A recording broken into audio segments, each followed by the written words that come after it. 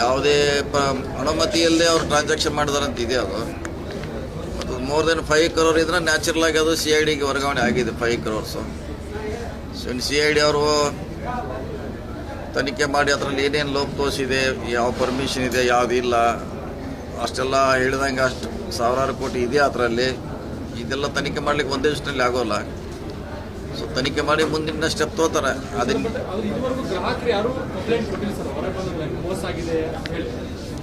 ಅದೇ ನೋಡ್ಬೇಕ್ರೆ ಇನ್ನು CID ಅವರು ತನಿಖೆ ಆದಾಗ ಅಲ್ಲಿ ಯಾರ ಹೆಸರಿದೆ, ಯಾರು ಅವ್ರಿಗೆ ದುಡ್ಡು ಇಟ್ಟಿದ್ದಾರೆ, ಅವಾಗ ಪ್ರಾರಂಭ ಆಗೋದ್ರಿ ಅದು.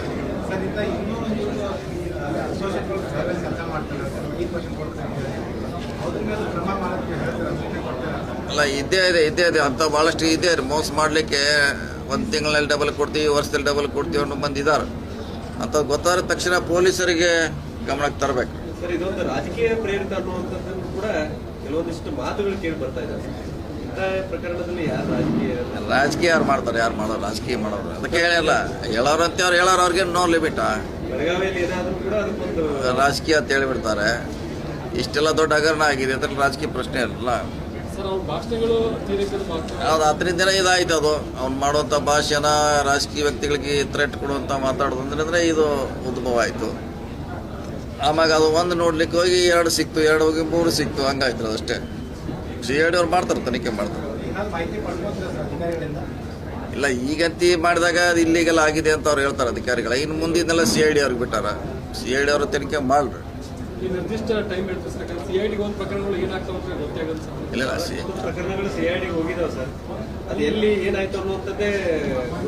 ಇಲ್ಲ ಸಾಕಷ್ಟು ಮಾಡಿದ್ದಾರೆ, ಮಾಡಿ ಚಾರ್ಜ್ ಶೀಟ್ ಹಾಕಿದ್ದಾರೆ.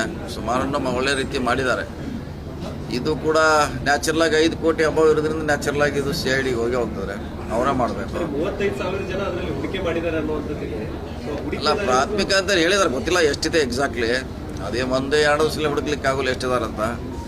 ಸೊ ಅದು ಆಗಿದಂತೆ ನಿಜ, ಪ್ರಶ್ನೆ ಇಲ್ಲ.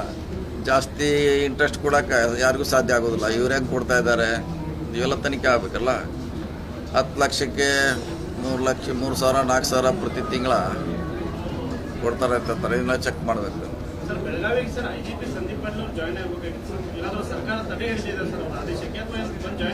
ಇಲ್ಲ ಬರ್ತಾರೆ ಬಂದಾಗ.